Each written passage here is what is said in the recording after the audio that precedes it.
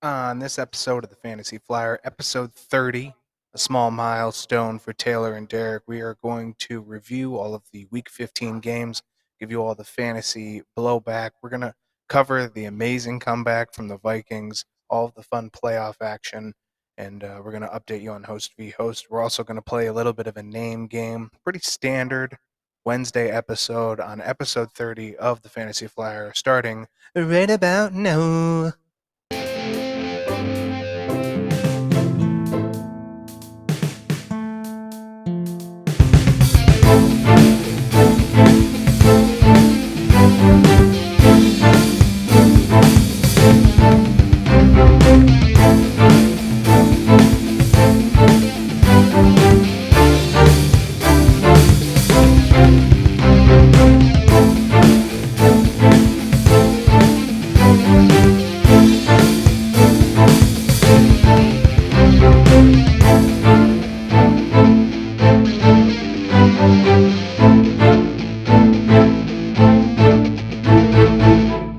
Good evening, fantasy followers. This is Derek from the Fantasy Pad. Episode 30. Already to the big 3-0. One for every year I've been alive. So sad. Taylor, how you doing? We haven't gotten there yet for me, so I'm not doing well. Just 17 more episodes. Yeah. I have a baby face. Yep. So 47 people. He goes to bars and people ID him. So, you are in the Gojo Dojo. The Gojo, yeah, or the couldn't even say it. The Flojo will, yeah, on the Go Dojo. That was bad. All right. Well, we're off to a hot start here on episode 30. We're going to go over all of the Week 15 games. As I said in the intro, a little sound piece that I recorded about, 12 minutes ago. Going to be kind of a straightforward Wednesday episode because the juice comes a-flowing on Friday. Mm-hmm. When Santa is rocking, come knocking, there's presents. Some phrase like that. It is the Christmas show that will be going up roughly 1 a.m. on Saturday. I may schedule it a little later because no one's really awake then. But we are going to have two special side segments that we are currently working on. Production for the video is complete because I am trying to stay ahead of spending most of my Christmas weekend doing this, but that's besides my family. So I'll have a little free time somewhere in there. But that'll come on Friday. Make sure you tune in for that. I am so sorry, but there is something on my computer that is... It's always nice to have the third guest, Derek's right hand. How's it going, guys? And it's my right hand too. That's weird because the video's not backward. We're just kind of messing around at this point. We got some time to go. So yeah, tune in on Friday. Like the video, share the video, tell all your friends about us. What am I missing? Like the podcast, like the YouTube, subscribe to YouTube, share the Facebook page. I don't know what else. Donate to charity. Be nice to your loved ones and your family and friends because it's Christmas time, and then come January 1st, we'll all forget about that and go back to being curmudgeons. That's about it. So Taylor, who is with his family and can't be a curmudgeon, you will take it away with the 9, which is a hefty 9 list. I'll let you do your thing. That it is, yeah. So since it is the holiday weekend, just a scheduling note with the NFL. There's the single Thursday night, single Monday night games, and then there are only 3 games on Sunday, which is Christmas Day. The rest of the 11 games are on Saturday, so pay attention to that and plan accordingly. Arizona, Colt McCoy concussion is out, so Trace McSorley should be starting. Greg Dortch with a knee injury is questionable with limited participant Wednesday. That's relevant because Rondell Moore is out the rest of the season, so he is filling in for that role. Obviously, they have Hopkins and Hollywood, so he's kind of the number 3, but he gets a lot of work in the slot. So that being said, we haven't seen how the 3 of them actually play together, and we haven't seen how they play with McSorley too much. So we'll see how that pans out. Baltimore, Devin Duvernay foot has been placed on IR. Apparently, he suffered it Tuesday's practice, so that is unfortunate. We say bye-bye. Yeah, Demarcus Robinson obviously will season. continue to. Yeah, that is it for his season. But Robinson will continue to. He's been playing really well, so he should continue to play well, and hopefully that means that Andrews gets utilized more, and J.K. Dobbins he came back strong. So obviously, maybe in some deeper leagues or DFS tourneys, you could look at maybe their second or third wide receiver for some value play. But with Lamar Jackson potentially not playing again, kind of a rough go there. But yeah, Lamar Jackson knee questionable. It's a huge problem. It is a huge problem. He did not practice Tuesday and Wednesday, still recovering and in danger of missing this week. It'll be his third straight. Huntley with a right shoulder injury is questionable as well and was a limited participant Wednesday. Chicago, Khalil Herbert, some good news. Hip is designated to return from IR, but I guess if you're a Montgomery owner, that's not the greatest news since they were sort of splitting some time there. But if it's his first game back, I can't imagine he comes in guns a-blazing and takes back on his 50% snap share. Equinemy St. Brown, concussion, didn't practice Tuesday and Wednesday. Chase Claypool, knee, limited participant Tuesday and Wednesday. I would, just for a note for those who are worried about the Khalil Herbert impending return, I agree with you wholeheartedly that he's probably not going to see 50% snaps off the get, but the stronger matchup for this team anyway is next week. So it's not really a great place to start Montgomery. I mean, obviously you start him if you have to because he's still RB1 territory and even RB2 with 50% Khalil Herbert. But Khalil Herbert, I'm in the 20 to 30% range. His first week back, Darrington Evans was filling in for him. He's been somewhere around the 15 to 20%, 25% range on average. So I imagine he'll take over that and build back in. Yeah, that sounds about right. Cincinnati, Hayden Hurst calf questionable, was a limited participant Tuesday and Wednesday, but he said he's preparing as if he'll play Sunday. So looks like he's trending in the right direction there. Cleveland, Nick Chubb has a foot injury and is listed as questionable. He did not practice Tuesday and Wednesday, but the team apparently is optimistic about him playing on Saturday. David Bell with his toe injury was limited Tuesday. Didn't say specifically Wednesday. I don't know why, but Stefanski sounded confident about the receiver's ability to play on Saturday, so it looks like he's trending in the right direction. Njoku with his knee injury, limited participant Tuesday and Wednesday. This is kind of how it was last week as well, so hopefully he should be fine. Dallas, Noah Brown foot, listed as questionable, was a limited participant Tuesday and Wednesday. Seems like he should be on the right track. Denver, Cortland Sutton, limited Wednesday with hamstring injury. Kendall Hinton, also hamstring injury. Wow. Did not practice Wednesday. You'd think if I say that word so many times, I would be good at saying it, but that is not the case. Nope. Latavius Murray, foot injury, limited participant Wednesday. Russ was on the injury report Tuesday, but that wasn't really like a true practice. He was not on the injury report today, so that's a good sign. Looks like he may be coming out of the concussion protocol, but keep an eye on that. Green Bay.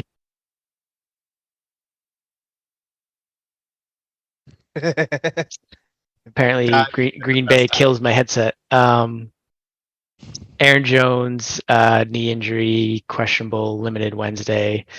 AJ Dillon, I thought something happened to him last game, but he was not on the injury report. So seems like he should be good to go, but obviously keep an eye on both those running backs. And then Green Bay waived Sammy Watkins. They haven't been using him. They have obviously Dobbs. Yeah. They have Christian Watson and Lazard, and yeah, they're fine without him. That guy's, I don't know, maybe he'll make it to another team, but it seems like he's more Oh, or he did. less. Oh yeah, where was he signed? The Baltimore Ravens, Ah, well, who just lost Evan Duvernay. So yep, that's very fits fitting. in pretty well. Yeah, he will be. It's like the depth chart reads like Demarcus Robinson, Deshaun Jackson, James Porsche, and then Sammy Watkins. Jeez. Well, yeah, we'll see how much work he gets.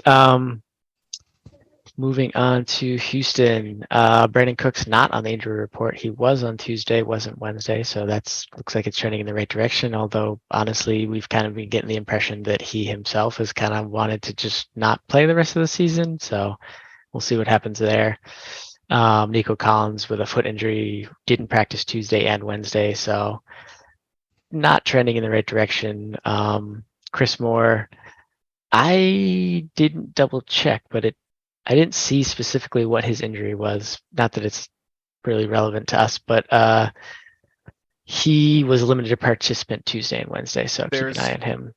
I mean, unless you have been hitting the waiver wire for the past 3 to 4 weeks to get into the playoffs, he shouldn't matter anymore. Most people who are here have their 3 wide receivers, 3 running backs, tight end, QB. They're rather set, I would imagine. If you need to, yeah, but I mean, that is my least favorite thing to do. Yeah. Go. Well, I mean, no, I definitely agree, but I will say at this point last season, Amon-Ra St. Brown was on the waiver wire and won people some playoffs. So there may be somebody out there that you could snag, but at this, I mean, yeah, he's not that person. I don't think he is. I don't think I see a lot of pushback from a lot of folks that Chris Right. Moore, he had like a couple good games. Same for Amari Rodgers. Like this team needs to limp it into the offseason and actually do something because they have 0 names, 0 accountability on the offensive side of the ball. The defense has been decent. I say that, and then we're going to talk about them keeping pace with the Chiefs in 45 minutes. But I don't. Especially if Cooks is back, which as much as Brandon Cooks and the Texans front office and the coaching staff are in a horrible marriage, a loveless marriage, if he's gonna play, he's gonna demand some attention. So right. Yeah. No, totally agree. Moving on to the Colts, Jonathan Taylor, unfortunately, with a high ankle sprain, has been placed on IR, so he's done for the season. Yeah, Deion Jackson before. it gets worse. Yeah, before Zach Moss was with the team, he was the go-to when JT was out, but after he fumbled, they really went to Zach Moss this most recent game.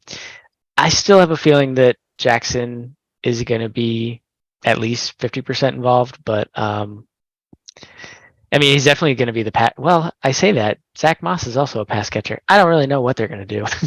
I know, and that's the problem. The other problem here is they're going to take a step back in passing because Matt Ryan is not starting this week. Oh, right. Yeah, I don't have that in the notes here, but I did see that. Yeah, they who did they? What's that? Oh wow. Oh, Zach Foles. Moss. Yeah, they went to Nick Foles. Yeah. Zach Moss has 67% of snaps this past week. I like Moss a lot better. Well, like I said, that was after Deion Jackson had the fumble. So I mean, if they continue to not trust him because of that, maybe. But I don't know. With what Deion Jackson was able to do when JT was out, it seems odd to me that. Yeah. I really don't understand the switch, and I might as well talk about it now. I don't understand the switch to Nick. He's played 2 snaps all year. Right. What? Why? I don't. Yeah. Did you not see how this? I mean, he has more experience than Ellinger, so I get it, but also no. Yeah. I don't. It's almost they're still attempting to blame Matt Ryan for other things. And the best part I can say right now is let Matt Ryan get paid and go retire, because you ain't fixing the problem with Nick Foles. You Right. need an off season. That's what you need. Anything Nick Foles can do, Matt Ryan can do. If he's gonna get sacked, Nick Foles, like they're not. It's not like they're diametrically opposed quarterbacks. Right. You're going to have. It's not like Nick Foles is Kyler Murray, Jalen Hurts runner. He's gonna stand in the pocket and he can throw it 60 yards if he has to. That's not how this team operates. Yeah. I don't know what their pick situation is for next season, but unless they don't think they're going to be able to get a QB and they want to see what they have in Foles, since they already saw what they had in Ellinger, I don't know. That actually might be a really good reason for why this is happening. Is hey, we want to make sure we get a top 10 pick. Like, let's put Nick Foles in, who has a horrible track record of being dependable.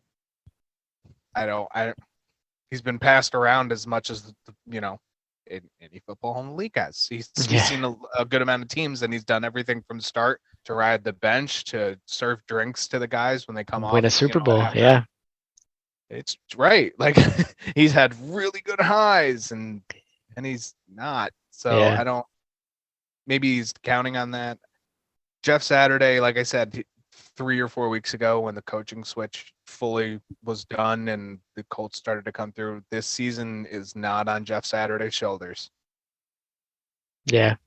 There's just nothing. There's nothing you can put on Jeff Saturday from this. Yeah. We'll see how that affects the rest of the team. Pittman, Campbell, Pierce. Moving on to Jacksonville, Trevor Lawrence with his toe injury that he's been having, that's still lingering. He is listed as questionable, but is expected to start on Thursday. Kansas City, Mecole Hardman with his abdomen injury is designated to come off of IR, and according to Andy Reid, has a good chance to play Saturday. What? Okay, I thought you were giving me a look. Clyde Edwards-Helaire with his ankle injury will not be activated ahead of Saturday's game. The Rams, Ben Skoranek, calf, out.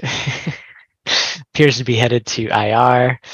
Miami, Jeff Wilson Jr., hip, questionable, limited Wednesday, considered day-to-day, according to head coach Mike McDaniel. He said Monday that Wilson was close to playing last Saturday against Buffalo, so it seems like he should be good to go this weekend. New Orleans, Chris Olave hamstring, unfortunately didn't practice Tuesday and Wednesday. As we saw last weekend, he I don't know when he suffered it, but he didn't get a great snap percentage last weekend, and Raheed Shaheed really benefited from that. So maybe the case again. We'll have to see. The Jets, Mike White, already designated out because they play on Thursday. Zach Wilson will start again. Corey Davis with his concussion was not on the injury report, so it looks like he might be good to go. Denzel Mim also had a concussion, designated out. Jeff Smith, who was a huge benefactor of all these people being out, unfortunately, he himself is out. So I guess on the bright side, they still have Wilson, Elijah Moore, and Corey Davis, which is a pretty decent three. We'll have to see whether Davis steps back into the number 2 role or not, but Zonovan Knight, ankle question. He was a full participant Wednesday. It just kind of flowed. I feel like his name should be Zonovan McKnight, but anyways, double check him prior to Thursday's game because he is listed as questionable, but was a full participant, so he should be good.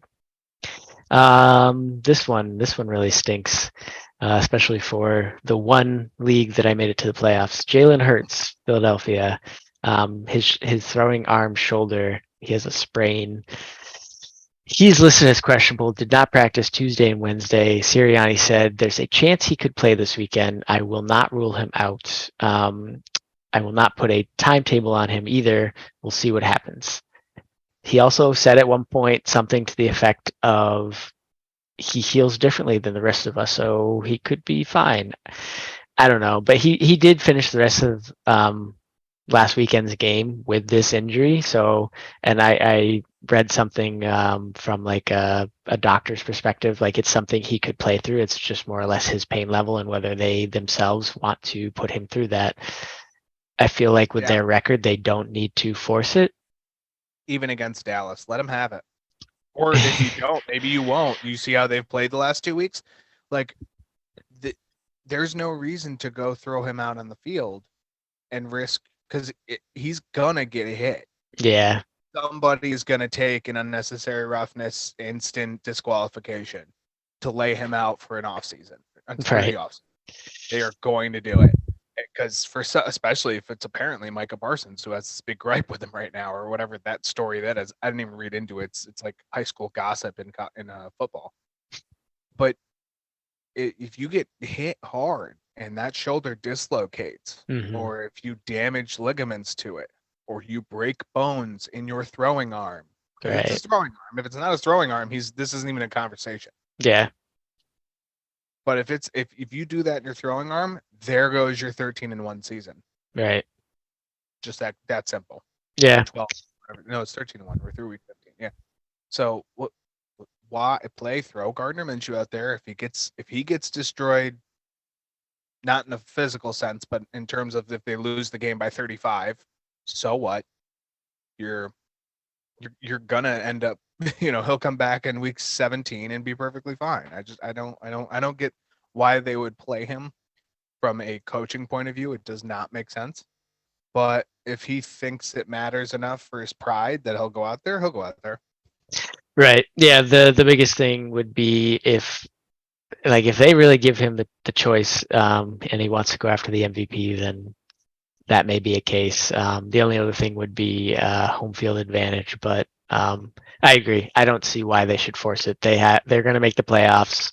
They're going to be in a fine spot. So, fun thing about this, regardless of the outcome of this game, there's a good chance he's going to have to play week 18, because they still haven't locked up the bye because of where Right. Minnesota is. So regardless of whether you win or not, Minnesota doesn't have a tough schedule going out last 3 weeks. It's not insurmountable by any means. So if you give up more than one, like for example, if he gets hurt and you fold on 2 games, you may Right. not. You may be playing the first week. You may be playing in the wild card week. So I don't think he gives up. That goes back to, I don't think missing one game gives up MVP, because I think the Chiefs, who will be probably locked into the 2 at that point and have nothing more to gain, nothing more to lose, will probably sit Patrick Mahomes. Mm. I think he might play half a game, and then Right. Chad Henney's going to come in and make us all feel so much better about Patrick Mahomes. Yeah. So yeah, obviously keep an eye on that, but from our perspective, it seems unlikely that he'll play. And as Derek mentioned, Gardner Minshew would start. Moving on to Pittsburgh, Deontay Johnson, toe injury, questionable, limited participant Tuesday, did not practice Wednesday. Same with Najee Harris and his hip, limited Tuesday, didn't practice Wednesday. The limited Tuesday stuff, like Tuesday practices are either walkthroughs or like meeting room stuff, so that doesn't really mean too much, but keep an eye on those two since they did not practice today. Kenny Pickett with his concussion is listed as questionable, but is expected to play Saturday. So it seems like he's trending in the right direction. San Francisco, Brock Purdy, oblique and rib injuries.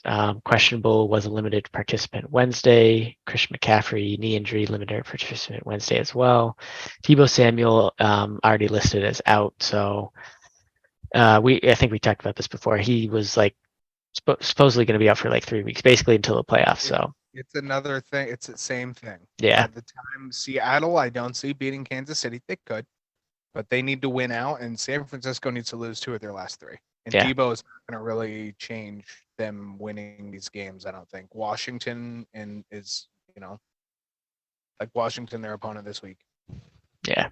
They don't need Deebo for that. Nope. Totally agree. Moving on to the aforementioned Seattle.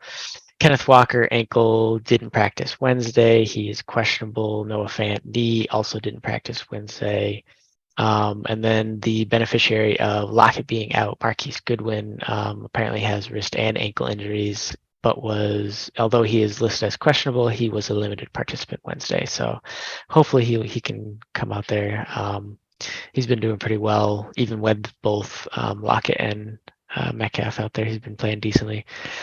Tampa Bay, Julio Jones with a knee injury, listed as questionable, was limited Wednesday. As we saw, if he is out, Russell Gage got a decent amount of work, so he could be a good play again.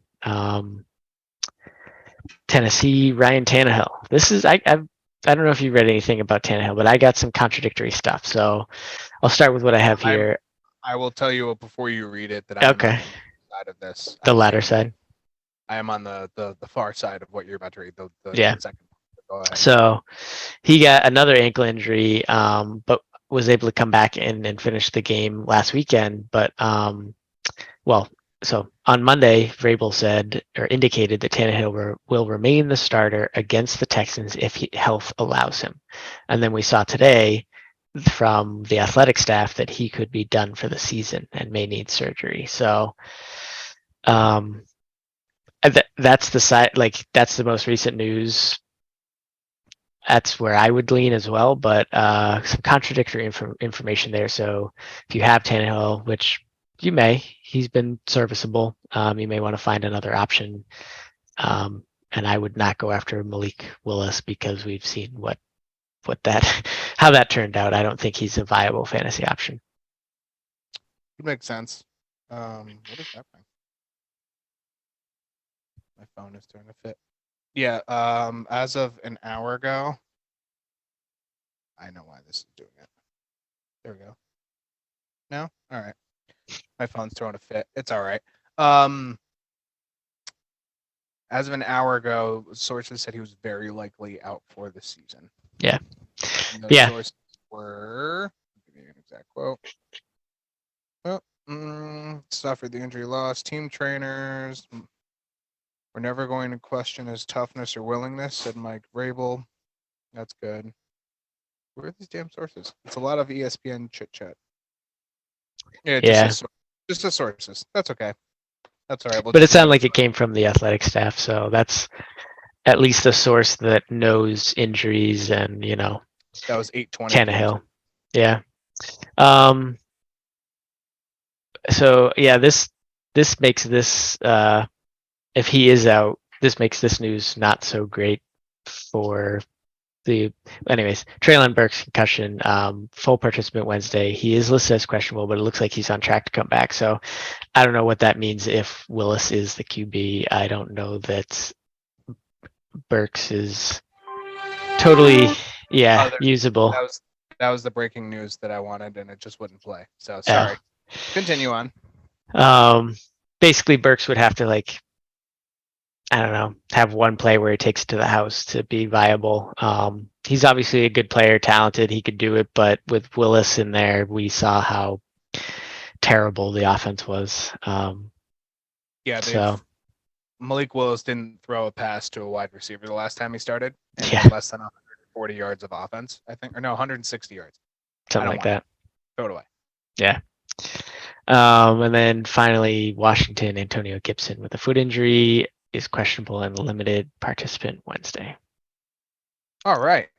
We have made it through the 9. That's a very impressive list.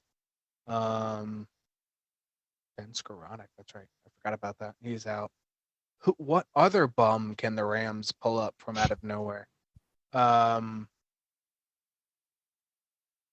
OBJ looking at that team like, wow, man, I'm glad I left. It's really bad. All right, so we'll start off with the Week 15 review now that the 9 is done.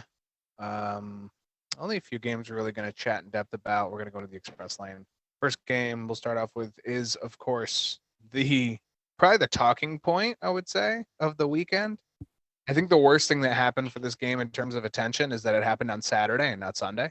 Because on Sunday, everything else falls into the background, and unfortunately, we had 12 hours to digest this game, and then we got more football.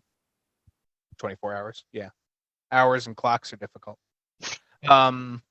Colts 36, Vikings 39. The Colts led 33-0 at halftime. Mm. It was looking to be a very impressive win because the team done well, did very, very well in the first half. Defensively, Kirk Cousins was not doing well. Dalvin Cook was not doing well. The offense, no bueno, senor. And then we went to halftime, and I knew better than to trust the Colts, so I made money off the game. So Nice. we'll start with that. That's the plus side. I put 2 separate bets.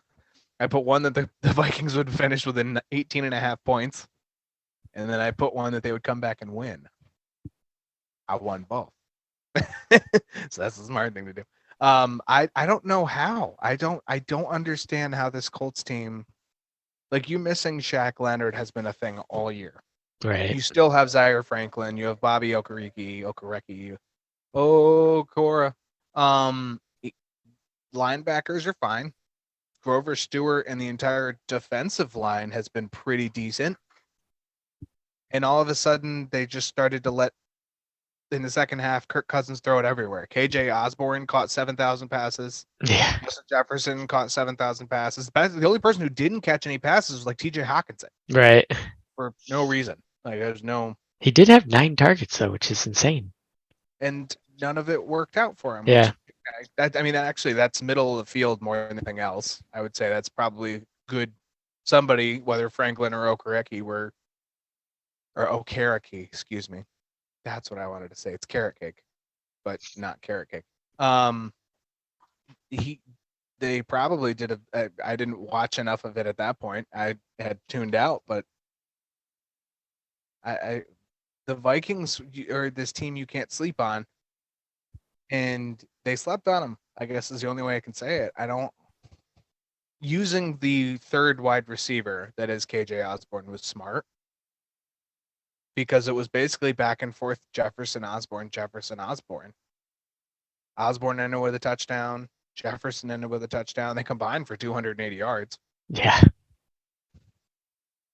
Kirk Cousins threw for 460. I think 400 of those were in the second half. It's for real. They had to have been. The team was on one. Like, just came out. From what I heard on NFL Sirius XM radio, moving the chains, I believe it was, the halftime mood in the locker room for the Vikings was, we only got to score 5 touchdowns. I'm dead serious. That was what they were like. Oh, Kirk, you only got to throw it 5 touchdowns. And he threw for 4 of them? Yeah. At least 4. The other one was a rush touchdown from CJ Ham. That's it. Hambone. Well, okay. So they spread the ball. They did and then all of a sudden the pressure started to get to the Colts and they couldn't move the ball in the offense. Only scored 3 points in the second half. Vikings scored 39. A week after the Cowboys scored, or was it a week? 2 weeks after the Cowboys scored 33 in the fourth quarter alone.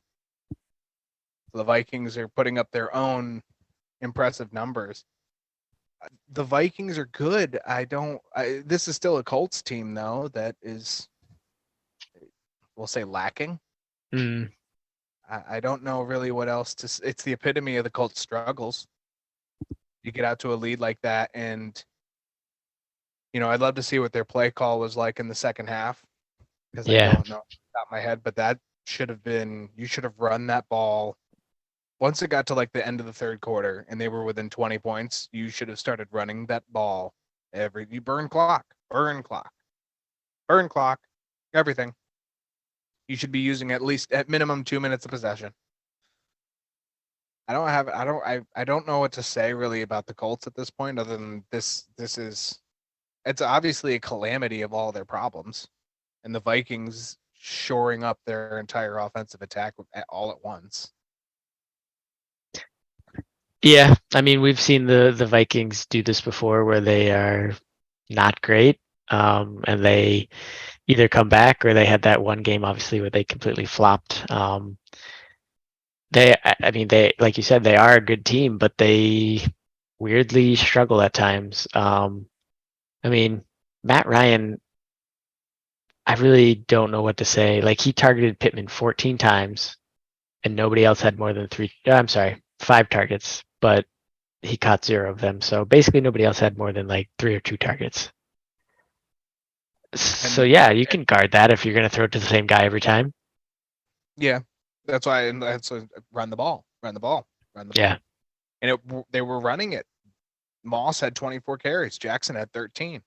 Ryan threw for 33 times only, which we've seen him throw for 55, 60. Mm-hmm. You're throwing it half as much and you're running it twice as much. Clock should, it's like all you had to do is actually start clicking away first downs. I don't. The fact that it got that deep for the Colts after being ahead. I remember checking the score in the first half. I'm like, you've got to be kidding me. How does this happen? Like, how is this Vikings team this inept right now? And I just had the feeling like this isn't a trap game. Like, this is just their defense is slacking and they can't get an offense to move. They don't have the time. Yeah. Cousins 34 for 54, 464 touchdowns, 2 interceptions, which also didn't help. Those were both in the first half. That didn't help the offense continue to stay on the field. Dalvin Cook 17 carries, 95 yards, 4 for 4 in the pass game. Also had 95 yards and a touchdown in the air. It was a fantastic 31-point effort, I believe. KJ Osborne 10 catches, 16 targets, 157 yards, and a touchdown. Justin Jefferson 12 catches on 16 targets, 123 yards, and a touchdown. Adam Thielen 3 catches on 4 targets, 41 yards, 1 touchdown. Okay. Like all of you benefiting from an offense that woke up together. I don't know. For Indianapolis, Ryan 19 for 33, 182 yards and a touchdown. Zach Moss 24 carries, 81 yards, also had a pair of catches, I believe. Deion Jackson 13 carries, 55 yards, had 1 catch for 1 yard and a touchdown. Mm-hmm. Michael Pittman, 4 out of the 14 targets you mentioned, caught 10 of them, 60 yards, no touchdown. If you're going to get that many targets, it'll still salvage most of a fantasy day. But I can't. This was watching this game come down to it's 36-36. Yeah. Indianapolis has the Monday Night Football game at home versus the Chargers, and their own, as the team calls it, their blew out night. Words are still hard. Minneapolis, Minnesota, the Minnesota Vikings. They are at home versus the Giants Saturday night, one of the Saturday night games. Anything else you want to bring up from this? These poor Colts. Yeah. I mean, Poor Jeff Saturday. right. The interesting thing is, I guess you kind of could have seen this coming to a little bit of like the Indianapolis Colts in the first half had 1 touchdown from their offense. The rest was all field goals and 2 touchdowns from the defense. So like, it's not like they were firing on cylinders. It was just the Vikings were not playing well, and the 2 interceptions, the Colts made the most of them. Defense turns into offense quickly at that rate, but damn. We're going to take our first break here. We're going to come back for part 2. We'll continue the Week 15 review. Taylor, sign us out, homeboy. See y'all on the other side. Welcome back. It is part numero 2 of Fantasy Flyer episode 30. Taylor, you look slightly larger in the camera. I've been rocking back and forth in the chair. I don't know. You were like way back here, and all of a sudden it was like zoomed. When you're in the on the go dojo, you got to be moving constantly. Tell me about it. Next game we'll talk about in Week 15: Cowboys and Jaguars. I put the very first line for the Vikings Colts game. The very first question I had was how. Yeah. And then for the very first line for the second game was how. 2 separate comebacks here. Cowboys were up 27-10 with 3 minutes to go in the third quarter. And the Jaguars won 40-34. For the third or fourth best defense, it's bad when you let that happen. It is important to note they're missing a cornerback, an important cornerback, probably the one who guarded Zay Jones this game. And they also lost Leighton Vander Esch, who was a very good tackling middle linebacker. Actually, I think it's a right out linebacker, but either way, he left in the second quarter of this game. So a little bit holy compared to what the Cowboys are used to, but they stopped playing football, like specifically defensively. I don't know. There wasn't really any pressure getting to Trevor Lawrence. It was hit and miss, mostly miss. And Trevor Lawrence had all day. I mean, Lawrence threw for 318 yards, had 4 touchdowns, had an interception, what should have been a costly fumble. We'll get to that. Jacksonville was looking very spicy, alive. They were doing well for themselves. Zay Jones was the big benefactor here. 6 catches, 8 targets, 109 yards, 3 touchdowns. Big game for him. Christian Kirk was doing very bad for like 3 quarters and then had a lot of yards in the fourth. 92 yards on the day for him, 6 catches, 10 targets. Let's see here. So I guess we should talk about this play call. So you didn't watch the game. I did. I did not. So 3 minutes. 3 minutes to go? No, under 2 minutes to go in the fourth quarter. Trevor Lawrence has the ball. They're kind of making a charge at the field, right? It's 31-34 at this point in the game. And he fumbles the ball, right? Bad, ran for it, tried to do too much, had it basically popped out of his arms because he's a quarterback. He's not a running back. He's not protecting the ball. Micah Parsons recovers it. Jacksonville has all 3 timeouts. They 2 run plays, right? So there's 2 run plays. You want to burn the 2 timeouts. So it's third down, third and like 12. So it's not great. I understand it. But they have 1 timeout, right? Minute and 30, maybe minute 20 left, something like that. I don't know if it was Kellen Moore. I don't know if it was Mike McCarthy. Somebody decided we should pass this ball. This game should have been over. They throw some deep ball to Noah Brown, probably where he got hurt. Oh, that's so bad. And it's a miscatch. And turnover. The guy punted it. They have 1 touchdown. Get it down in a field goal range. Timeout. Kick the field goal. That game was lost by a coaching decision. And I know it was lost twice, really, and it was lost really in overtime because Dak forced a pass, and that's Dak. I don't understand the thought process. I don't. That is completely in my mind. That is Mike McCarthy and Kellen Moore. Mike McCarthy's quote after the game was, "If you make that play, it's great. If you don't, you get criticized for it." My opinion on that is, if you make that play, you're lucky. And if you don't, it's a bad call and you're criticized for it. Which I don't know why you go for luck. Don't go for luck. Make them burn the timeout. If you're lucky, you end up you get the first down. If you're just so happen to be lucky.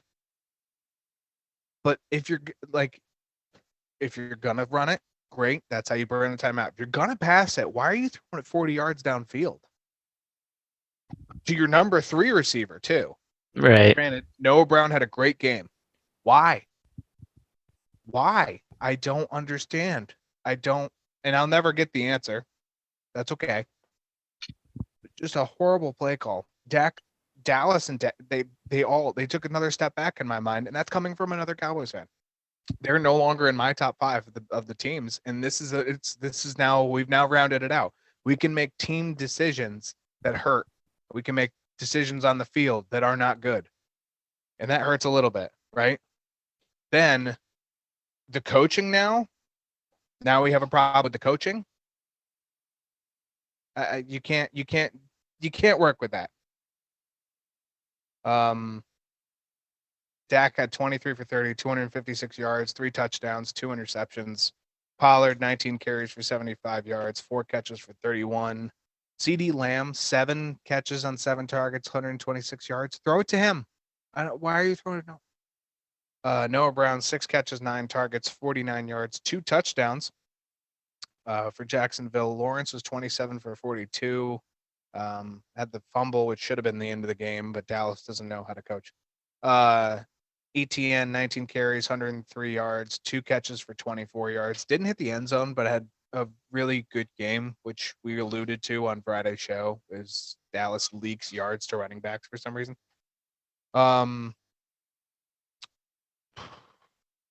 Spencer Jones, Christian Kirk, Evan Ingram, 8 catches, 10 targets, 62 yards. He's probably close to, if he's available on your waiver wire and you're in the playoffs, go for it. Because he's had 3-4 solid weeks in a row. Jacksonville takes on the Jets on Thursday Night Football. Dallas has that Christmas Eve game in Dallas versus Philadelphia, which will be a juicy matchup with or without Jalen Hurts. Anything else you want to add to? I mean, I covered the anger of most Dallas fans. Jacksonville played well. This is not to take anything from them. But all in all, that wasn't impressive by Dallas. Yeah. I mean, like, other than the first quarter, Jacksonville was scoring. So yeah, it's not like they necessarily had a bad game, but to be up that much and have it come to be such a close game and then make such a low probability throw that has a higher probability of being a turnover in some capacity, which is what happened. Like, yeah, It wasn't a turnover, but they had to punt it. Oh, okay. Well, So I mean, almost the same. You gave them the timeout that, and to be Right. fair, they would have needed to use that timeout probably prior to that. I mean, not prior to that, but they would have had to use a timeout there. They wouldn't have been able to stop the clock. Yeah. They stopped the clock to kick this field goal with like 7 seconds in the fourth, and they tie up the game. To overtime we go. Why? You didn't do that. They would not have made it. If they're thrown to the sidelines, you now have eliminated 30 to 40% of the width of the field. Right. You can't throw it in the middle because that clock's going to run. You can't. And to my point, on the final drive where they're going down to get to field goal range, there was 2 times the announcers they're taking too much time. They're taking too much time. There was a penalty, and the clock, the refs blew the whistle. And before they blew the whistle to restart the play clock and the game clock, I don't know who, I think it was Greg Olson. I can't remember who else was with him. But Greg Olson's like, as soon as they blow this whistle, they should snap the ball. It was like 33 seconds on the clock. They snapped it with 26 or 25 seconds. Just killing time. I'm like, if you stop it, like, what? Blows my mind. Bad coaching. And it didn't pull them out of the playoffs, like we'll talk about later. The Giants won, which with Washington losing puts Dallas in the playoffs. But it's embarrassing. It's just embarrassing. It is not as embarrassing as Indianapolis. Sorry, Jeff. Sorry, Matt. Sorry, all the folks over in Indianapolis. But it's embarrassing. Yeah. On the bright side, not so much for you, ETN, with a great game. So looks like maybe he's feeling better. He should have had one. Yeah.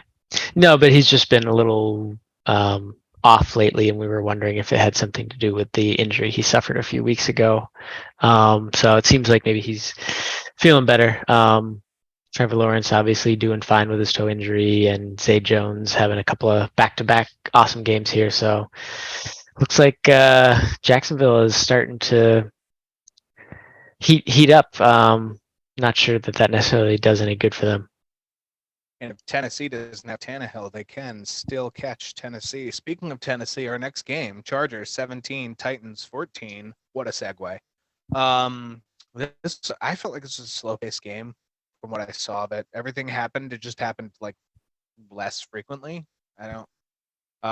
Henry ran, Herbert threw, Tannehill threw a little bit less and was a little more effective with it. Keenan Allen was the top receiver for the Chargers.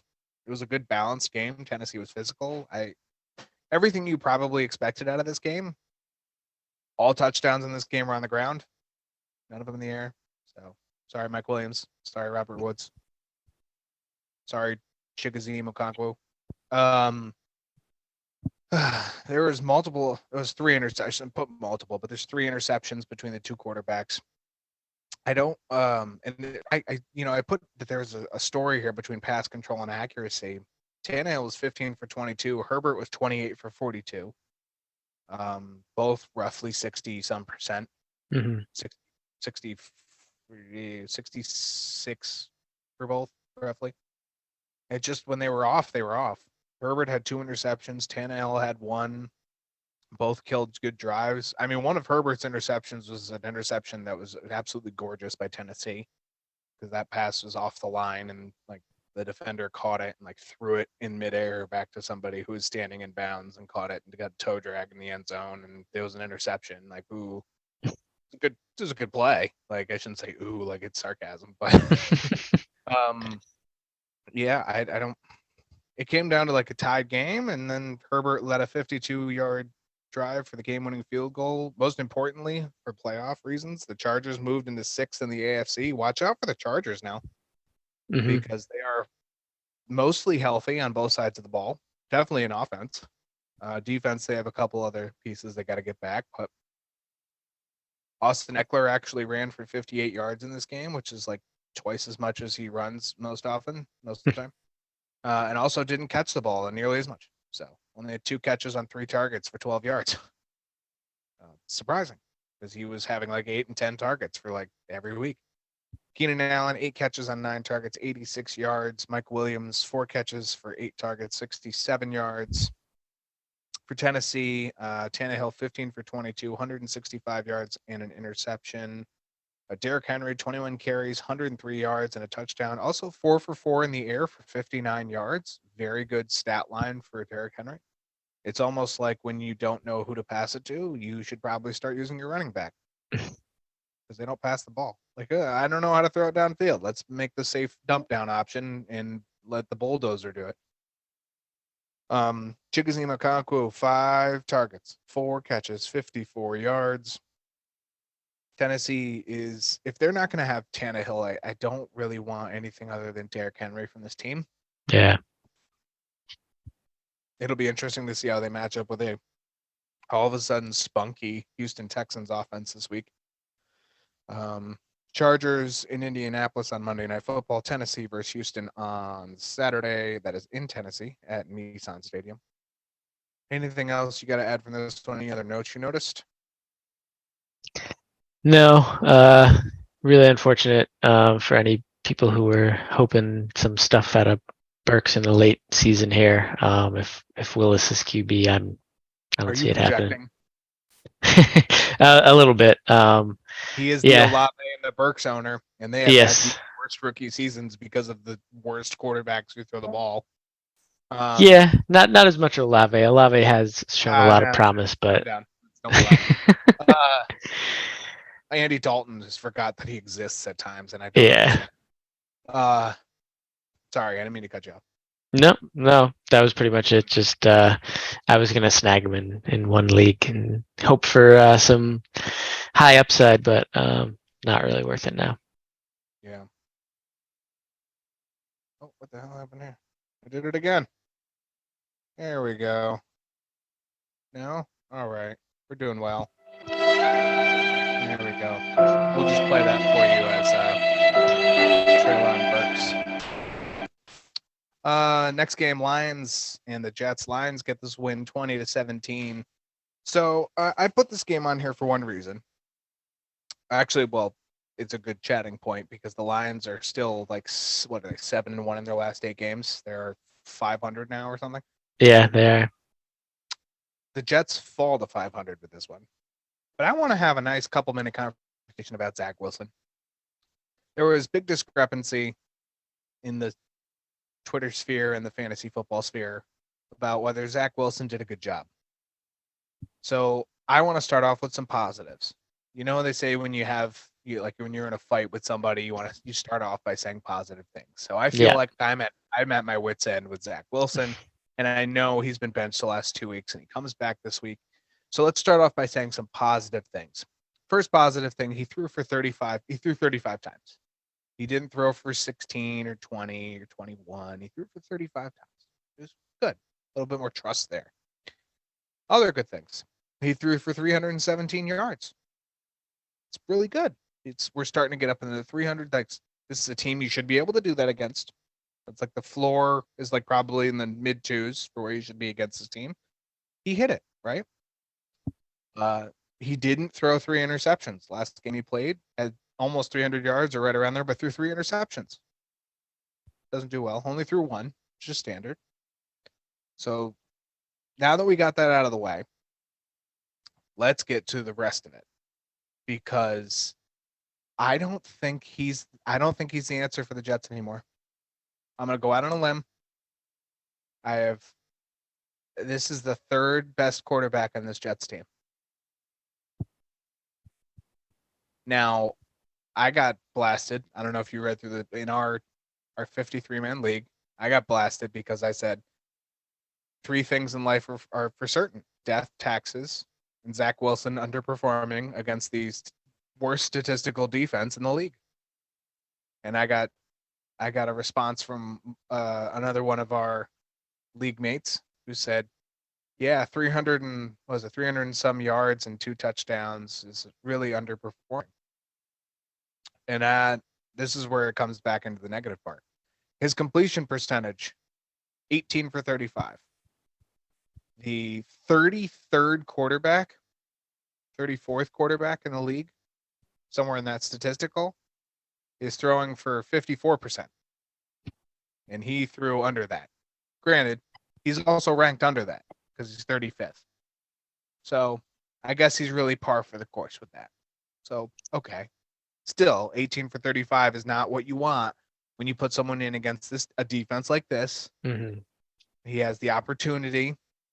You can try and blame the pieces that are missing, that being Corey Davis. I don't buy it. You don't need Corey Davis. You had Elijah Moore and a perfectly good-looking Garrett Wilson right there that you can use. Okay. And when it came down to it, he didn't move the ball. Now, he moved the ball a little bit. There were times, like I said, 317 yards, mostly in yak, though, yards after catch. Without the yards after catch, he has 206 yards. A third of his yards came after the catch. Mm-hmm. Okay. Which is game manager stuff, right? If you still win the game and you have 206 yards, who cares? Daniel Jones does it all the time, right? They didn't win the ball. They didn't win the game because they didn't move the ball. 4th quarter, you're down by 3. You need to go 50 yards or so, 40 yards to get into field goal range so you can tie this and go into overtime. And you throw 2 out of 3 horrible passes that just don't look. He's not the answer. He's not. I'm sorry. I know you spent the draft capital. He's good with the older ladies, whatever you want to say nice about him. This man can't. It's not. I see why Elijah Moore is angry. Mm. I see why before this game happened, people were like, no, I'd rather have Joe Flacco start. Like not pretty publicly, but like, it was there. People heard it and they were like, hey, did you hear what he said? Yeah. This isn't doing it for the Jets. They're not under pressure specifically. No. Because Jared Goff was not amazing in this game. The run game for Detroit was not amazing in this game. The smartest thing Detroit did was stop the Jets' run because they knew if you're going to beat us, you're going to earn it. And Zach Wilson hasn't earned it. He barely earned the starting spot. He didn't earn it. there's just nothing there that impresses me about him anymore. And I totally understand why they put Mike White in. I totally understand why they're looking to bring him back after his ribs heal, which will not be tomorrow. And that makes me really like the Jaguars. Mm-hmm. What is your opinion on this entire Jets team? Because them with this loss, they are out of the playoffs. They Yeah. have, and with the schedule remaining, I'm confident in saying they're probably not making the playoffs. So what do you do with Zach Wilson here? Right. What do Yeah. you do No. with After this loss. Sorry. No, I said, what do you do with the team? Basically, not just Zach Wilson? What do you do with the team? Yeah. After this loss, yeah, it definitely seems unlikely that they'll make the playoffs considering the rest of their schedule. Zach Wilson, I mean, I guess I definitely agree with a lot of what you said. I don't know that I'm willing to completely write him off yet, but he needs a lot of work. And I don't know that they're going to have the draft capital to get a new quarterback, so they're going to have to put in some of that work. I thought in the beginning of the game he looked better, but as the game went on, he reverted to his old ways and was not throwing accurately, not making great decisions, and it showed. I mean, they started off in the lead and gradually lost the lead. And their defense, as I mean, this I think we've made this comparison to the Giants. Their defense has kept both these teams in games, and it really the differentiation for the Jets has been the quarterback play. So yeah, I think right now Mike White is a better option, and maybe even for the future. But yeah, this team has good skill sets. There's good skill players. Garrett Wilson, Elijah Moore, Denzel Mims. It was a high draft pick 2 years ago. They sort of haven't done much with him. Corey Davis isn't a bad catcher, best pass catcher. They have obviously Brees Hall, Zonovan Knight showed some stuff. So like they have a good overall team. They just need that missing piece, which is a critical piece, a good quarterback. Yeah, they need that very badly. And the youth Yeah. here is great, like you just pointed out. The youth here is amazing, as long as it can stay healthy. And that's on both sides of the ball, Mhm. right? We see that on the defensive side. We see that on the offense. The only problem is now your signal caller. Yeah. I don't have anything else. They play the Jaguars this week. After that, it gets tougher. Seahawks, Dolphins. Yeah, sorry. Yeah. Unloaded a 45 right into your foot. And I know I shouldn't say they really did, because injuries like that, the rib injury to Mike White, not his fault. Like, you can't control that. You got to go out there and play. You get hit, you get hit. It's what you did after that. You watch the first 3 games and you only. I'm not going to talk about anymore Joe Flacco in his first 3 games, because people want to throw that out when the defense was doing absolutely nothing. But that's really what you need to go back to. And they didn't. They put in Zach Wilson. They want to build off it. Now you're at the point where you're on a short week versus Jacksonville. Then you have those 2 tough games, right? You might as well throw Zach Wilson in there and see if he's worth anything to you. Because if he's not, you're going to be drafting in the mid to late first round. You can get another quarterback, but they're probably not going to have as high a ceiling as you would like for someone replacing Zach Wilson. Right. So do you work with? There's so many questions I have for this team, and they all surround Zach Wilson. I don't get it. Wilson, I gave you his stats. He had 2 touchdowns on those 317 yards. Zonovan Knight, 23 rush yards, 13 carries. Yes, he led the team. If you didn't just throw up in your mouth as a Jets fan, I'm proud of you. Garrett Wilson, 4 catches on 9 targets, 98 yards. Jeff Smith, 4 catches on 5 targets, 77 yards. Because I put a U in yards. For Detroit, Goff, 23 for 38. Acceptable. 252 yards, 1 touchdown. Swift and Williams combined for 85 yards on the ground. Amon-Ra St. Brown, 7 catches on 10 targets, 76 yards. Khalif Raymond, 6 targets, 5 catches, 53 yards. Brock Wright, the tight end, who did a bunch of blocking Brock, and then they let him go on one play, and he caught a 51-yard touchdown. So Yeah. Bless you. Thank you. Did I mute that in time? You did. Oh, I just cool. could tell what was happening. No, that's good. I just wanted to make sure because that doesn't need to go up on YouTube. Detroit is in Carolina this week. Jets will, like I said, face the Jaguars tomorrow night and Thursday Night Football. I like the Jaguars in that, just in case you're curious. Anything else from this one, or shall we move on to our final game, our final in-depth game? No, I think we touched on some of the injuries. So, yeah, we'll have to see if Zach Wilson can do anything more with the running game sort of back in the picture here. But I think we hammered it home. All right.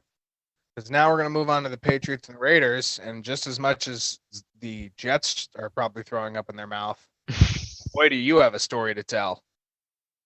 I don't even know if I want to talk about it. Well, I'm letting you take the reins on this one, bud. Oh, so. boy. No, we can talk about it together. I didn't watch any of this game. Taylor watched most? Most of it, yeah. Yeah. If in case you missed it, laterals when the game is tied isn't necessary. More you know. Yeah. New England gave this game away. They got some help. Let's be honest. Let's call a spade a spade, right? Keelan Cole did not catch a touchdown, but the statistics will say he did.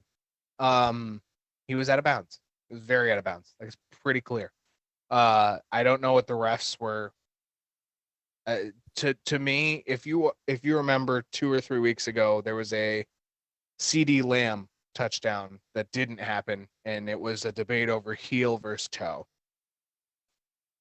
That's the only thing I can think this comes down to, and that's still a load of crap.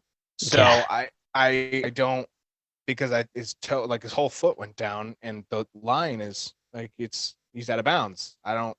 What are you looking at? And the refs are like, colorblind. He's in, touchdown. I don't know. That's all I got.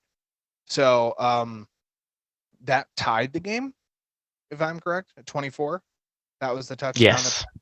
And then there was a quick, I don't know if there's another quick 2 possessions, and then the Patriots got it, and we're starting to march, and that's when the final drive, the whatever happened with Ramondre Stevenson and Jacoby Myers or that.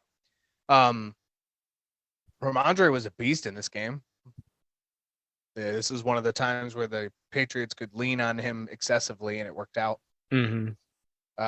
Mac Jones is not good. No. He was not good at all. Neither team was good on third downs. New England 2 for 13. Raiders were 5 for 14.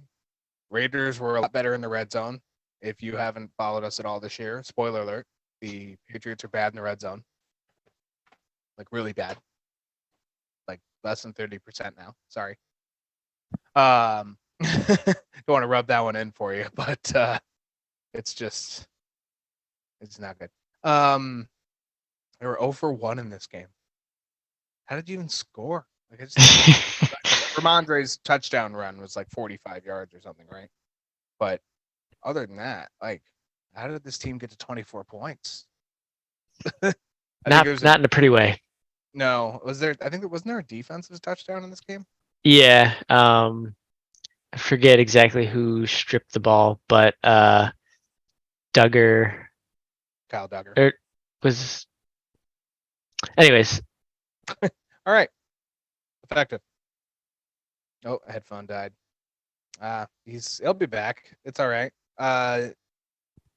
Needless to say, Patriots are out of the playoffs again. You're there now? I'm back, yeah. All right, that's good. We're gonna most opportune times headset likes to cut out. Right. You drove by me, and like, I think I'm just on the way back. I'm just gonna give you another headset that way. Just let me know when you're driving through town. This wasn't a cheap headset. It should be much better. Anyways, continue. Right. And my ticket to a Jets game wasn't cheap either, but unfortunately, it doesn't always work. Mm. I'm taking shots now. Don't. This was a missed opportunity for the Patriots because, like I said, they fall out of the playoffs. They're technically right on the outside at 7th, 8th, 8th. 8th is just outside of 7 because there's 7 teams in the playoffs. But it's not looking ideal for them. They still have to play the Bills once, and they play the Bengals this week. It's ugly. It's not very good. Don't like it.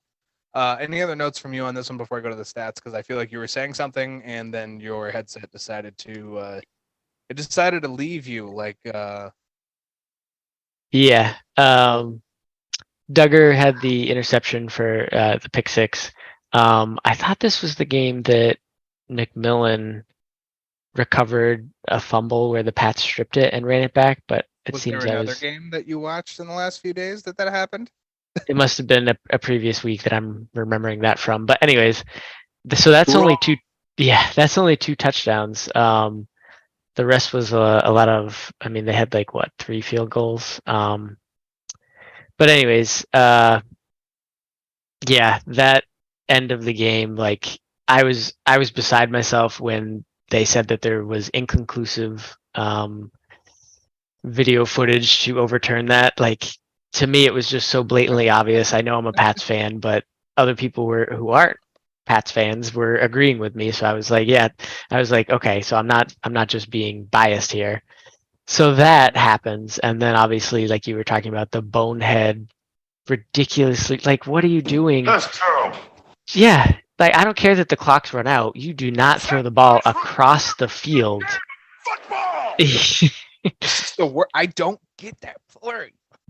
It's like in any other sport, like soccer, hockey, passing in front of your own net. That is just the worst idea. You don't throw the ball in the middle of the football field where anybody can recover it in any manner and have the entire, like you can go left or right and just it's open. It's open. I don't understand. I was so pissed off. I don't.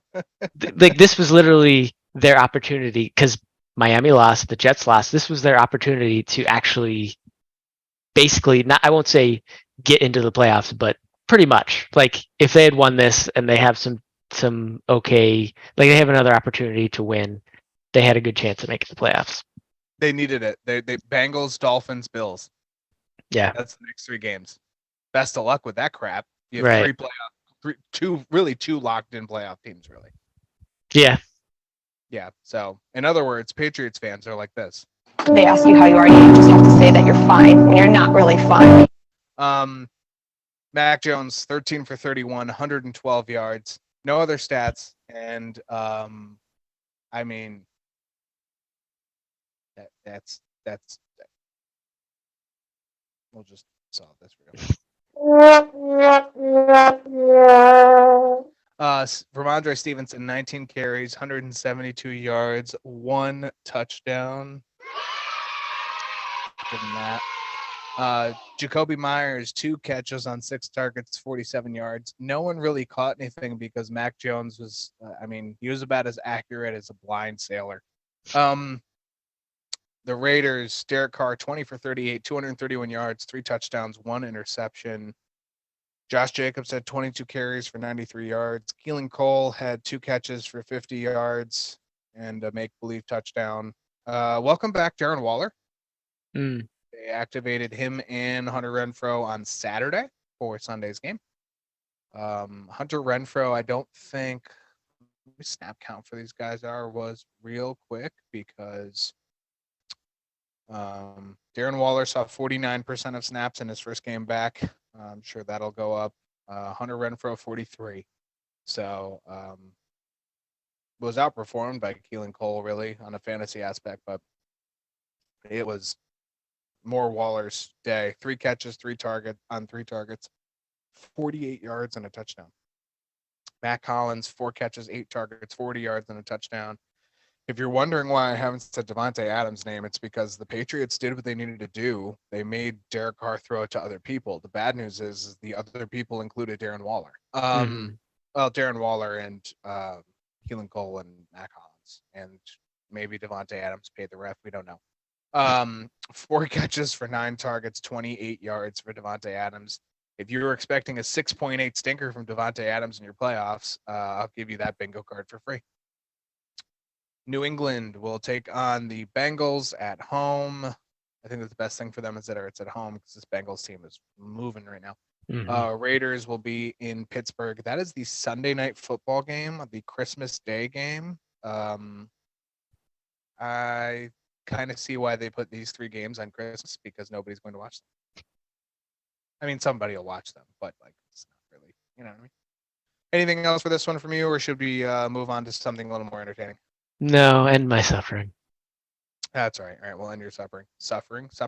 Words. Nope. Still not doing well. We'll get there eventually. We're going to take our final break. We are going to go into the express lane when we come back, and we're going to play a name game. Taylor, I have a question for you. What rhymes with blind us bluff? Sign us off. Wrong. I, Go ahead. those are not words, Derek. Those are words. It's a huge problem. Go ahead, sign us off. We'll see you all on the other side.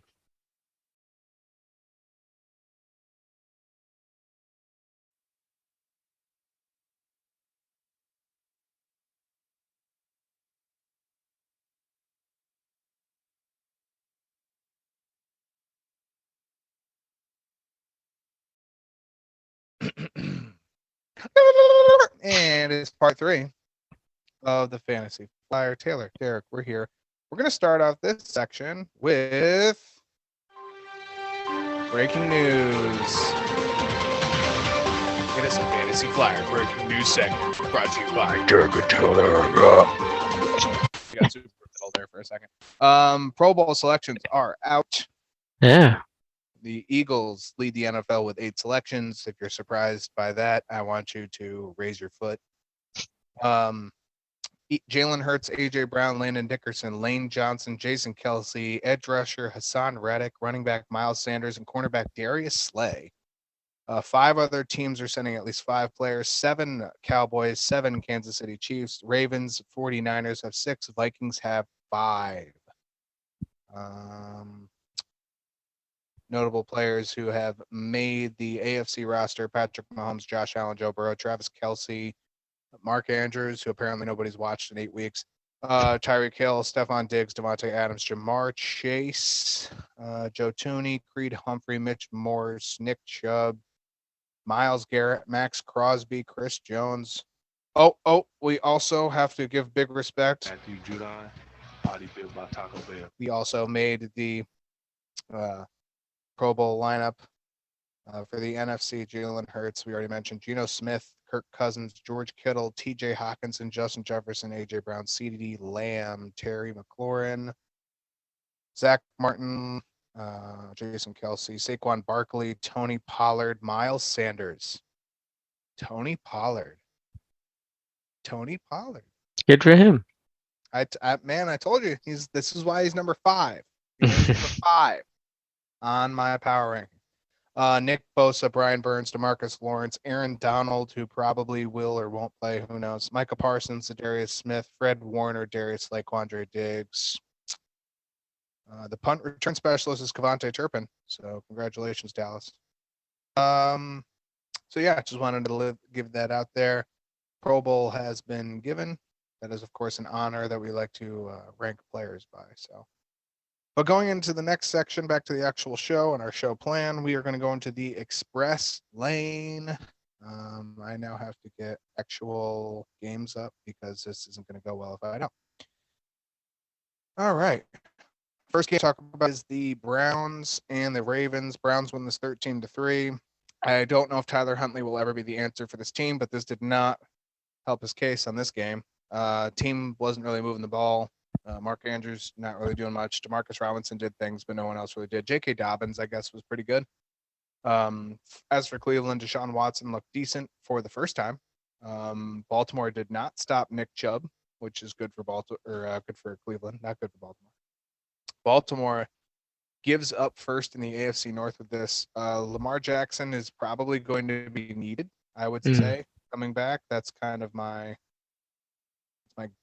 opinion on it. Is they desperately, actually, They need a quarterback who can run this team better, I think. Huntley, 17 for 30, 138 yards and an interception. Dobbins, 125 yards on 13 carries. Andrews had 7 targets, only caught 3 of them for 31 yards. Demarcus Robinson, 6 catches for 29 yards. For Cleveland, Watson, 18 for 28, 161 yards and a touchdown. Nick Chubb, 99 yards, 21 carries. Amari Cooper, 4 for 58 on 6 targets. Donovan Peoples-Jones, 4 for 31 and a touchdown. Cleveland somehow stays in the playoff hunt in one way or another. I don't know. It's not really impressive. I still don't think they'll make it. Baltimore takes on Atlanta at home this week. Cleveland takes on the Saints at home this week. Next game, Dolphins and Bills. Bills win this one on a last-second field goal. Is it last second? Yeah, 32-29. There's much more offense in this game than the first meeting. Thumbs up. Bills were able to navigate Miami's defense. Huge game for Dawson Knox. Both quarterbacks kind of were more successful than we've seen in the last 2 or 3 weeks, which is good. Tua got Jalen Waddle more involved. You pointed that out on Friday, that this team works a lot better when you get Jalen Waddle involved, and it did. Tyreek did his thing. He is Tyreek. Nothing surprising there. Neither team ran the ball much except for Josh Allen, and the Bills eke out a win, proving they're just a hair better than the Dolphins, and all is well. That's not how I'm going to word that one. Let's bring up some stats now because it's moving slowly. Gotta love technology when it does. Josh Allen, 25 for 40, 304 yards. Good to see him crack 300. 4 touchdowns, had 77 yards on the ground. Singletary had 42 yards on 13 carries. Dawson Knox, 6 catches, 98 yards, 1 touchdown. Stephon Diggs, 5 catches for 60 yards. For the Dolphins, Tua, 17 for 30 with 2 touchdowns. Raheem Mostert, 136 yards on the ground and 17 carries. Wholly efficient. Jalen Waddle, 3 catches, 114 yards and a touchdown, including a 67-yarder. Tyreek Hill, 9 catches for 69 yards. This is so cool. 1 touchdown. No one else had more than 1 catch. Nope. For Miami. Did you know, I didn't know this until the pre-show for this game, did you know that Darius Rucker's song, that's actually Hootie and the Blowfish, but what's their most famous song there? I can't remember the name, the title of it. He says something about the Dolphins making him cry. But that's actually Miami. I didn't know that. No, I didn't either. Yeah. He was in the pregame intro and he was like, this is part of the song. And I can't remember what the name of the song is, and yet I know most of the words, which is pretty bad. So, I just always think of what is it, Ted, with the teddy bear? Yes. With you. That's it. And he's like, yeah, he's karaokeing that song. Yeah, I was about to say, since I don't know the title of the song, we'll save it for Saturday karaoke. Miami takes on Green Bay at home. That is a Saturday night game. Buffalo is at Chicago, also on Saturday. Next game, Eagles and the Bears. Oh boy, was this a little bit of a barn burner for a little bit. Not much to focus, really, unfortunately, by the end of it. Philadelphia struggled early on, but Jalen Hurts made his changes mid-game. He didn't pass very well at first, so he started using his legs. What a smart man. Devontae Smith and A.J. Brown had amazing success once Hurts figured out how to pass the ball, which is, of course, after he ran the ball a while and Chicago's defense changed, and then Jalen Hurts changed, and he's just that good of a quarterback. Chicago was in the game for a little bit. Good sign of a growing team. Offense spread the ball well, just couldn't come up with defensive stops in the fourth, really, to keep themselves in it.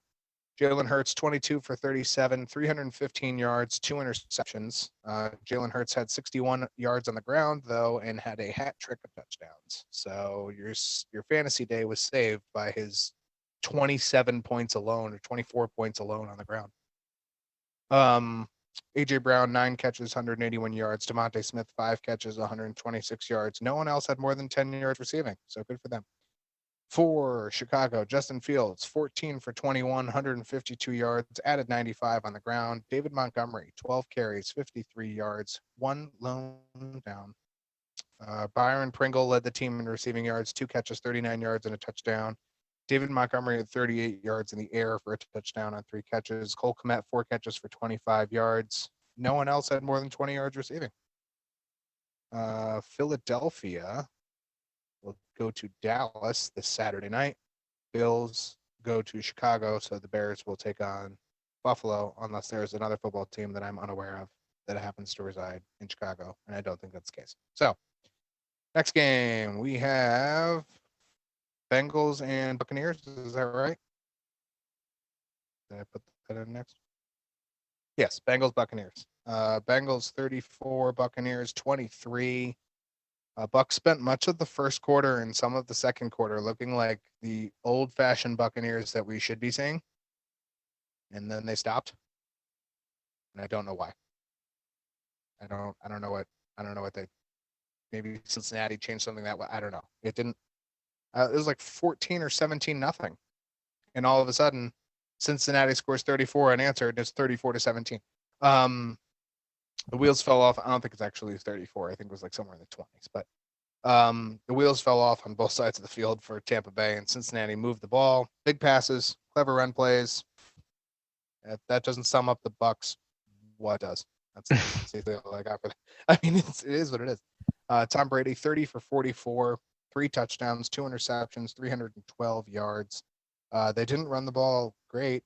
10 carries for 44 yards. That's Leonard Fournette. Rashad White, 11 carries for 38 yards. Okay, I guess. Receiving wise, Chris Godwin, 8 catches, 83 yards, and a touchdown. Mike Evans, 5 catches, 83 yards. Russell Gage, 8 catches, 59 yards, and a pair of touchdowns. Tom Brady had 2 lost fumbles. That won't help you. For Cincinnati, Joe Burrow, 27 for 39, 200 yards on the dot, had 4 touchdowns and an interception. Samaje Perine, 7 carries for 24 yards. Joe Mixon, 11 carries for 21 yards. He also had 5 catches for 33 in the air. Remember that 58-point week he had? Yeah. Deal with this 10.4 for you. Jamar Chase, 7 catches, 60 yards and a touchdown. Tyler Boyd, 5 for 35 and a touchdown. Mitchell Wilcox, is he the tight end? Yes. He is the tight end? Mhm. Oh, okay. Because I wasn't really. Who's that Pokemon? T. Higgins, 5 for 33 with a touchdown as well. Cincinnati will go to New England this Sunday. Tampa Bay plays Arizona in Arizona no, that's on Sunday. Cincinnati, New England is on Saturday. Yeah. Chiefs, Texans. Chiefs win this game in overtime, 30-24, which the fact that it even got to overtime is very bad. But I think this says more to the Texans, and I think if it was the other way around, this would look better on the Cowboys too. But the Cowboys narrowly squeak out a win versus the Texans last week. Now the Texans keep up with the Chiefs, and they're doing some things right. And I want to say that this is Texans coming alive and not the Chiefs looking bad. I mean, they've scared 2 playoff teams back to back. That's the best way to put it. Houston led 14-13 at halftime. They managed the game well. Mills wasn't outstanding, but they kept the ball from Mahomes for a little while there. Also helps when Kansas City has 2 turnovers and 102 penalty yards. Those were not impressive things. All in all, it's good that the Chiefs were able to squeak this one out, but it didn't look good for a while there. I was getting very nervous. Mahomes, 36 for 41, 336 yards, 2 touchdowns. Pacheco, 15 carries, 86 yards. Jerick McKinnon, 10 carries, 52 yards, and a touchdown on the ground. That was the game-winning touchdown. He also had 8 catches for 70 yards and a touchdown in the air.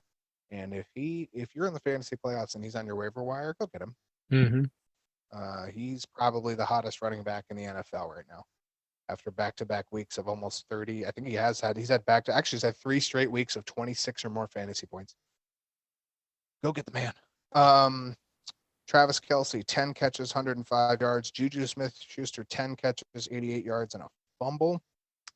Pacheco also had a fumble lost. mentioned Jerick McKinnon, Noah Gray, 3 for 31. For the Texans, Davis Mills, 12 catches. Yeah, let's try that again. 12 for 24, 121 yards, 2 touchdowns. Royce Freeman led rushing, 11 carries, 51 yards.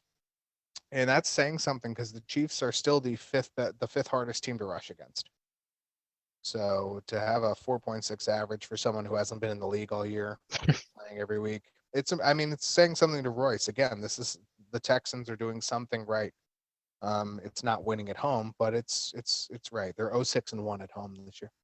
Chris Moore, 4 for 42. Jordan Akins, 3 catches, 22 yards and a touchdown. Amari Rodgers, 2 catches, 26 yards. No one had more than 4 catches or 42 yards, but this team, again, you get some turnovers in the right spot, works out for you. Okay win for the Chiefs. I want to say the Texans are kind of coming alive, and the Chiefs are moving down the board. So Kansas City takes on Seattle this Saturday. Houston is at Tennessee on Saturday. We got 5 more games to go, and I'm going to put this squarely in your hands for the last 5. Go ahead and take it away, Taylor. Starting Giants and Commanders. This was kind of an interesting game for 4.5 quarters. Yeah, I mean Thibodeau was amazing. He had that strip and the return all in one play. He went off. And then we sort of already talked about the playoff implications of the Giants winning and the Commanders losing, but the Commanders still have a bit of a chance. But yeah, stats wise,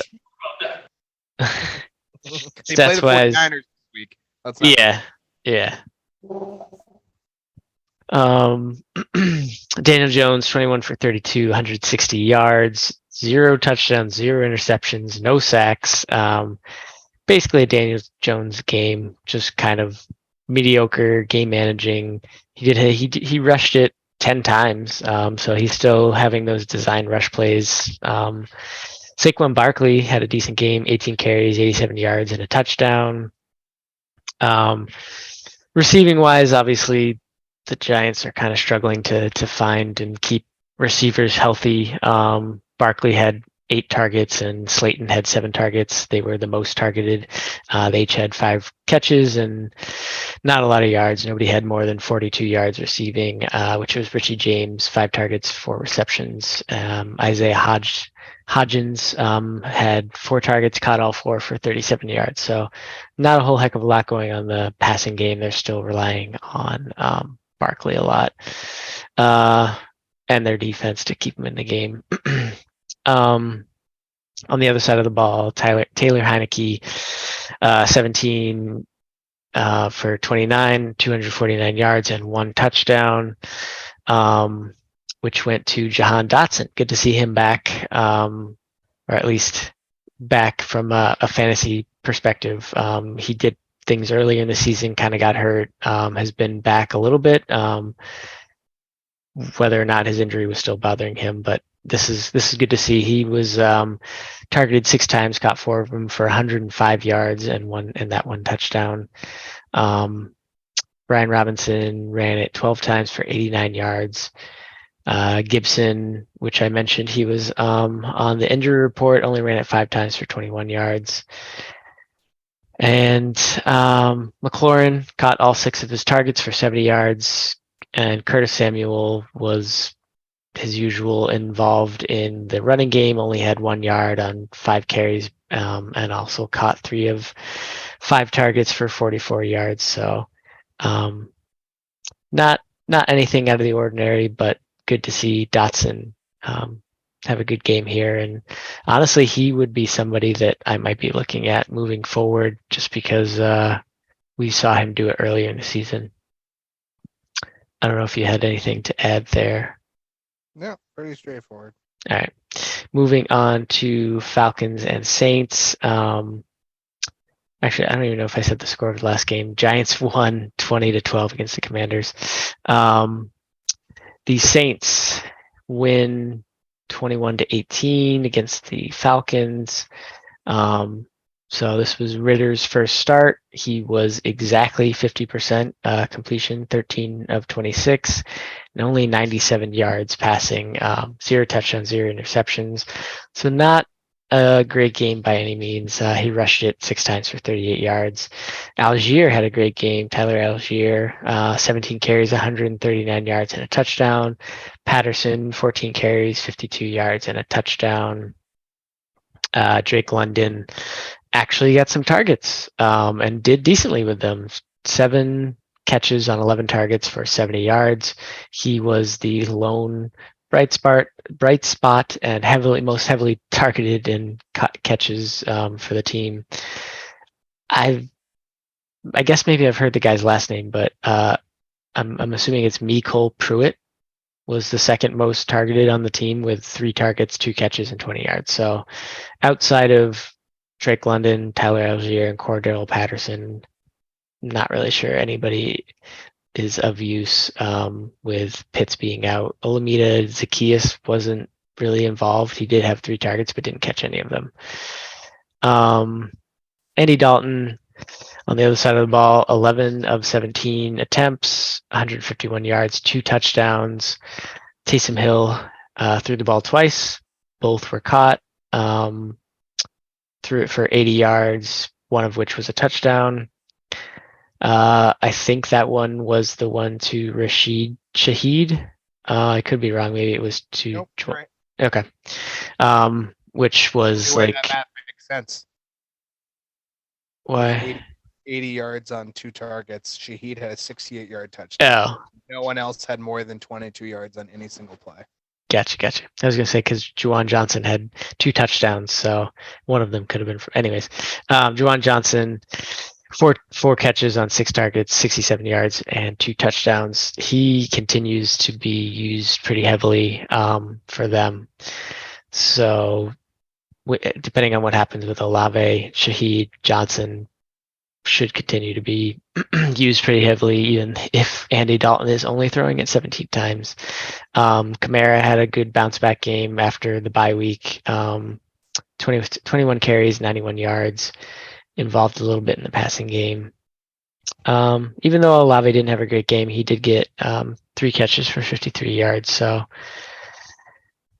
hopefully he's healthy and can turn it back up. Moving on to Steelers win against the Panthers, 24-16. Trubisky, at least he didn't throw any interceptions. I wouldn't say he was amazing, but actually not too shabby. 17 of 22 attempts, 179 yards. The touchdowns came from the running game. Najee Harris, 24 carries, 86 yards, and a touchdown. Jaylen Warren, 11 carries, 38 yards, and a touchdown. And Mitchell Trubisky himself, 6 carries, 9 yards, and a touchdown. Deontay Johnson caught all 10 of his targets for 98 yards.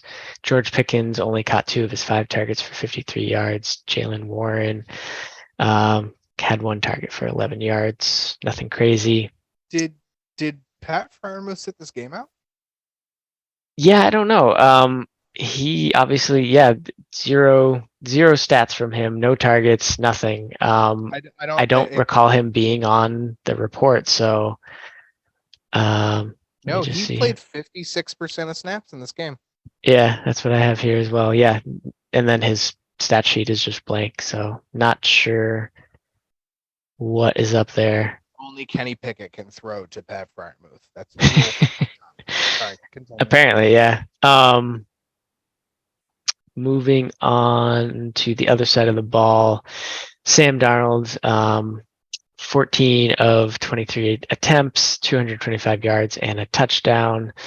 Running game, not great. In fact, pretty horrid. Chuba Hubbard, 4 carries for 10 yards. Deonta Foreman, 10 carries for 9 yards. And Sam Darnold, 2 carries for 2 yards. So no touchdowns there and 21 yards total. That was ugly. But DJ Moore had a good bounce back game after the not great game and the injury that looked like he was potentially going to miss this game, but he was fine. DJ Moore, 5 catches on 6 targets, 73 yards, and a touchdown. I thought Sam Darnold looked okay the previous game.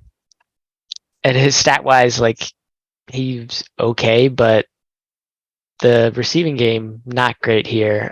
Terrace Marshall, 3 catches, 3 targets, 51 yards. Chuba Hubbard was ahead of him, 3 catches, 3 targets, 57 yards. Shi Smith, Laviska Shenault, not really involved. I mean, their tight ends are never really involved, but Tommy Trimble slightly involved. I mean, it's nice to see DJ Moore involved, as he is the best, honestly, option on both sides of like running and receiving. But Terrace Marshall was doing fine. Shi Smith, we've seen him do some stuff. Laviska Shenault, we kind of talked about it, maybe coming into that third receiving role. I don't know. They obviously are not making it to the playoffs, and we'll figure some stuff out in the offseason. I mean, they actually still can make it to the playoffs, but again, that whole NFC South looks like a pile of dew. Yeah. I mean, if they make it to the playoffs, they're going nowhere. Right. Broncos and Cardinals. Broncos win this one 24-15, which you would have expected, but at the same time, not necessarily the way that the Broncos have played this season. Just the Cardinals are on a huge spiral, especially without Kyler Murray. Colt McCoy started this game. Unfortunately, he had the concussion. Trace McSorley took over. McCoy, 13 for 21 attempts, 78 yards, 1 interception. McSorley, not much better. 7 completions on 15 attempts, 95 yards, and 2 interceptions. So a lot of interceptions. The lone touchdown was from James Conner. He had 16 carries, 63 yards, and the touchdown. And then I believe, I guess they didn't have another. I was wondering if the defense got a touchdown, but it seems like it was all field goals. DeAndre Hopkins, 11 targets, 7 catches, 60 yards. Trey McBride, this is good to see. 5 targets, 4 catches, 55 yards. He was the second most in yards for the team. So obviously not great for Marquise Brown, but good to see the rookie getting involved. Obviously high pick there. On the other side, Brett Ripien, 21 of 26, very efficient, 197 yards, 1 touchdown, 1 interception. Latavius Murray, great game, 24 carries, 130 yards, and a touchdown. Marlon Mack also with a touchdown, only 5 carries, 37 yards. Jerry Jeudy, another good game, caught 7 of his 8 targets for 76 yards. Beyond that, nothing crazy for the team, like usage wise. Brandon Johnson got involved, next most in yards for receiving, 30. Eric Tomlinson had 3 catches on his 3 targets and 28 yards and a touchdown. He's one of the tight ends. Not really sure why Dulcich wasn't as involved, but Marlon Mack seems to be involved in the receiving game a little bit. I don't know if the Broncos are better without Russell Wilson, but they also didn't have Cortland Sutton. Cardinals. What's that? It's just a poor Cardinals. Yeah, that's true too. The one thing Denver's been good at all year is defense. When you actually give the defense 16 seconds to breathe on the sidelines instead of three and outing it every time. Yeah. They perform pretty well. Also, it helps when you have Colt McCoy and Trace McSorley being Trace McSorley sounds like a really, really, really forgotten about McDonald's character. Like there's like Ronald McDonald and the Hamburglar, and then over here in the background's like Trace McSorley. Yeah, right. And we talked about this before, but he will most likely be starting this weekend. Moving on to everybody just no. Don't start him. Don't do it. Don't even. That's just what you're gonna end up with. We'll just be bad with that. They're playing the Bucks, and Denver's playing the Rams. Man, if the Bucks need a confidence booster, all you got to do is take on a very poor Cardinals offense with the quarterback named Trace McSorley. Yeah, right. Or doesn't it? I mean, like, not to make fun of the guy and keep going with it, but like, also, doesn't it sound like some like old '80s Western thing where like somebody's gonna walk into the bar through the doors and it's like, "Where is Mr. McSorley?" I don't know. Continue. When you say it with the accent, I see it, but I had not thought of that's that. why I had to. That's why I had to. Packers beat the Rams at home, 24-12. Baker, not a great game. 12 completions on 21 attempts, 111 yards, 1 touchdown, 1 interception. Cam Akers, decent. 12 carries, 65 yards, no touchdown.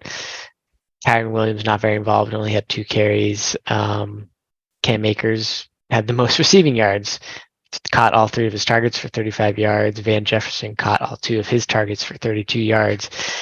Higbee only 27 yards, 4 catches, 5 targets. So offense, Higbee? yeah, A wild Tyler Higbee appeared. yeah, right. Offense is not moving for the Rams, but we already knew that. On the other side, Aaron Rodgers, 22 completions on 30 attempts, 229 yards, a touchdown, and an interception. Aaron Jones had a great game, 17 carries, 90 yards. No rushing touchdowns, but he did have a receiving touchdown. He caught 4 of his 5 targets for 36 yards. A.J. Dillon, sort of back to his mediocreness. Not that he's a bad player, but Aaron Jones is the number one. So A.J. Dillon, 11 carries, 36 yards. He did have 2 touchdowns though, so that really brought him into the fantasy relevance there. Caught 3 of his 3 targets for 35 yards. Romeo Doubs, the highest receiving yards for the team, caught all 5 of his targets for 55 yards. Christian Watson caught 4 of his 6 targets for 46 yards. That's pretty much it of note for the team. Rams are eliminated, finally. Thank God. I mean, if the Cardinals lose to the Bucks, they are out. There's going to be like 4 or 5 teams that are eliminated this week, so at minimum. Yeah. Green Bay plays Miami at home in Miami. Rams play Denver home in. Ooh, the Rams versus Denver. Have you ever wanted to like watch a football game more? Yeah, right. That's going to do it for the Week 15 review. We got about 7 minutes left, so what we're going to do is we're going to go through a quick NAM game for the waiver wires. It'll be quick because, again, waivers at this point are kind of limited unless you have injuries. Yeah. You go first. You go first. You give me. I don't know. Well, seeing how Jalen Hurts and Ryan Tannehill, both not. Tannehill, you shouldn't have had at this point anyway, but you should have had any one of like 4 of the other names on this list. You should have had already. Like, yeah. You know. I think the dead pickup instead of Hurts is probably going to, if he's available, it's probably Brock Purdy. Sam Darnold plays Detroit this week. I don't hate that matchup. Daniel Jones versus. Yeah, I mean, so would you rather have Jared Goff or Brock Purdy? Goff against Carolina, Purdy against Washington. Yeah, that's tough. Carolina and Washington are not horrible defenses. They don't really score much. So, I would probably take Goff, but I wouldn't be surprised to see Purdy have a pretty good game. Yeah. Actually, I'll take Goff because he's more experienced with the team. Yeah, that was where I went because I'm in the Hurts situation, so I picked up Goff.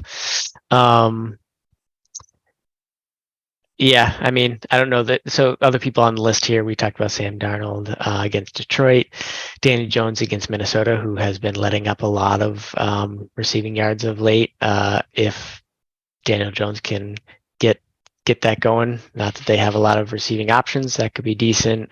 We talked about Zach Wilson filling in for Jalen Hurts, Gardner Minshew against Dallas. Not ideal. Russell Wilson coming back against the Rams, and Kenny Pickett playing against the Las Vegas Raiders. That one, good matchup. Has some good receiving options. Pickett's not terrible as a streamer. Moving on to running backs. So we sort of touched on this, but just straight up in the same team, would you rather have Deion Jackson or Zach Moss? I'm gonna go with Moss. I think the snap count's too different. I know, and I'm sorry, but a fumble from someone like Deion Jackson, that shouldn't. At some point, you should expect that. It's not like he's like if you're not benching someone who's done as well for you as Deion Jackson, like it doesn't make sense to me. I like Moss going this weekend. Again, the touchdown went to Jackson though, so I guess keep that in mind. Yeah, receiving touchdown, right? Yeah. Over both of them, I mean, Chuba Hubbard versus Carolina is juicy. Gus Edwards versus Atlanta, meh. Cam Akers versus Denver, I do not like. Denver's been solid, although Cam Akers has been a big part of that offense. Tyler Algier versus Baltimore. I mean, he just put up 139 yards. Like, he might be my favorite out of the remainder. I'd probably take Moss versus. I mean, again, you're facing the Chargers, so either one of Jackson or Moss is probably better than the other four. Yeah, I think I might go on the side of Deion Jackson, just looking at efficiency and what we've seen in the past. But if the snaps percentage goes to Moss, obviously that is incorrect. But Jackson was more efficient with his attempts last week as well. Right. Yeah, I threw Hubbard up here just because he's probably more available than Foreman. But they're getting a relatively 50-50 snap percentage. Obviously, last game not great for either, but Hubbard's doing comparable to Foreman when they are having decent games. Wide receivers, I talked about Jahan Dotson. Would you rather have him or Marquise Goodwin if Goodwin plays and is healthy? Goodwin because of the matchup. Yeah, I think I agree, but San Francisco is good against just about everything, and Marquise Goodwin is playing the Chiefs, who they're like 26th against wide receivers, 25.5 fantasy points per game. They've given up a league high 19 touchdowns to wide receivers. Marquise Goodwin. Yeah. Yeah, I mean, Commanders playing the 49ers, but next week they play the Browns, so might be okay. You're going to bounce back anyway. What's that? You're going to end up bouncing back anyway because Yeah. Marquise Goodwin he's got a good matchup now. Next week's the Jets. Yeah. How about Demarcus Robinson or potentially coming back Mecole Hardman? I don't think Hardman's going to immediately see the same workload, so I'm going to go Demarcus Robinson. Yeah, I would agree. I think you got to wait a week at least for Hardman to get back into where he was. Tight ends is pretty slim pickings. Yeah. That's the unfortunate part. I mean, you just give them the names because there's really no in any of the three of them that are solid. So yeah, we have Fant. I'll just say the last name, Okonkwo, and Trey McBride as some options to look at. Other receiving options, we talked about Treylon Burks, which I have now sort of taken off my list with Willis starting. Romeo Doubs might be available. Chris Moore might be available. Russell Gage, Paris Campbell, Corey Davis, some other guys to look at. But honestly, a lot of slim pickings. It is slim pickings out there. Not a lot of guys you really want. And hopefully you already have the team that will get you through the playoffs. If you can, I'm sorry, I don't mean to cut you off and completely change the subject, but there is a cute little sweatshirt on my cat, and I wish I could catch him and show you, but I'm like 60. That's why I literally was just like, I was like my whole face for like a minute. Oh,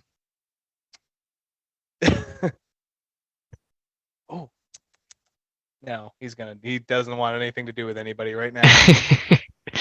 Yeah, he's running away. He hates it, and he doesn't answer. You got to get that catnip. Ooh, That's the sad part. There's literally only 40 seconds, so it's not worth it, and unfortunately it won't work. But yeah, that's gonna do it for episode 30. I'm gonna go catch my really adorable cat and force him to take pictures with me. Anything else from this one from you, Taylor? I know you're with your in-laws. Friday's the Christmas show. We'll be in some sort of garb that you will probably enjoy as an audience. But yeah, any last words from you? No. Best of All right. luck. Yeah, best of luck in the second week of most fantasy playoffs. We will talk about a little bit more about that on Friday. But for episode 30, I am Derek. That man is Taylor in the dojo. Listen to some Bob Barker. Have a good week. We'll see you on Friday night, Saturday The morning. On the Go Dojo. Peace out, y'all. You help control the pet population. Have your pet spayed or neutered. Goodbye, everybody.